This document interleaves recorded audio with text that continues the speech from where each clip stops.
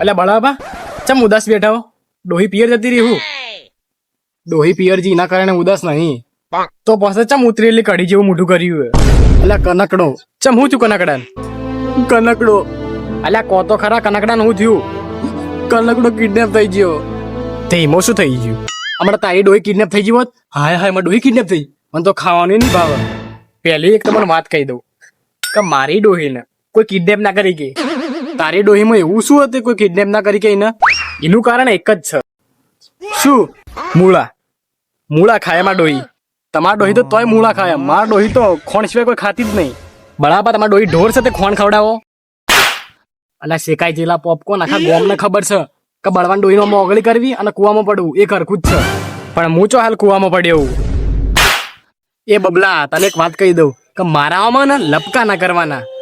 એવું તમારા ડોહી તમારા આગળ આવડો મોટો જીબુડો કાઢતી હોય એ ચાલે. એટલે તારી તો કાકા એટલે કનકડા તું એટલે બળાબા તમે તો કહેતા કનકડો કિડનેપ થઈ ગયો. કનકડો તો આ રહ્યો.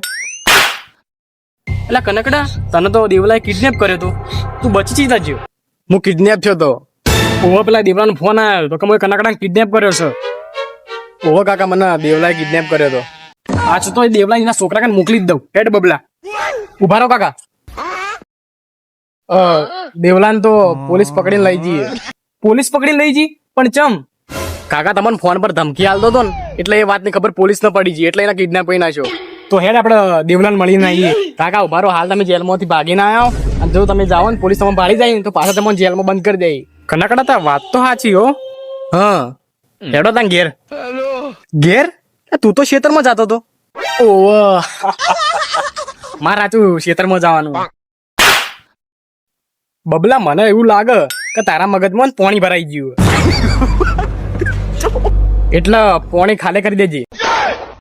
કનકડા ઓયથી હેડ નકા ગોડો આપણો ગોડો કઈ નાખશે. કનકડા તારો કોઈ મને કેવું? હટ કરમ ના ફૂટેલા.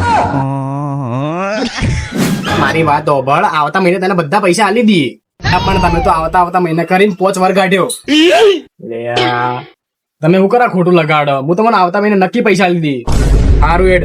અને કેટલા પૈસા આલવાના ખબર? 15,000 લેવાના તમારે. આના 15,000 એટલે 20,000 લેવાના તમારા જોડેથી મારે. શના 20,000? અઠવાડિયે પહેલા તો 15,000 હતા. મને લાગે છે કે તમારા છોકરાએ પૈસાનું તમને કીધું નહીં. ચમ મારા છોકરા એવું કર્યું? તમારો છોકરો મારા જોડેથી 5,000 ઓછીના લઈ ગયો. હવે આ વાત ઓબળીને ન કહેતા કે મને અટકાયું.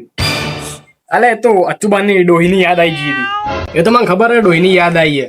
મને એમ કેજો પૈસા કઈ હાલશો? અલા કીધું તો ખરા તમારે આવતા મહિને લઈ જાજો. અને પૈસા ના આલે તો મારી એક ભેંસ લઈ જાજો. ભેંસ નહીં લઈ જવું પણ તાર ડોહી લઈ જાય. સમજો? હાલ તો જઉં છું. આવતા મહિને આવું. મારા ઓળખાય 5,000 ઓછી ના લીધા. આબા દે ઘેર પછી ના તળિયા તોડું. હેલો દેવાભાઈ હું હાલ બળાભાના ઘેર જ છું. દેવાભાઈ મારી વાત સાંભળો. હું બધાને મારી નાખી. હું તમારું કામ કરી દઈએ ખાલી તમે માલ તૈયાર રાખજો. હા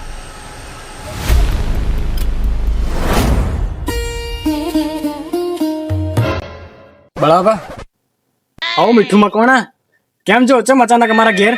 બળાભા તમને એક વાત કહેવી હતી. હા બોલો કે. અલા મીઠું મકવાણા તમે કેમ છો? આવો બસ મજામાં. કેમ અચાનક અમારા ઘેર? એ તો બળાભાને થોડું કોમ હતું. એવું છે એમ? બળાભા પછી મળીએ. બેવ ચા પાણી કરીને જો. ના હું ઘેરથી ખાઈને જ આવ્યો. અલ્યા પણ પાણી તો પીતા જો આટલી બધી ગરમી પડે ને. ના બળાભા મારે ઘેર મોડું થાય.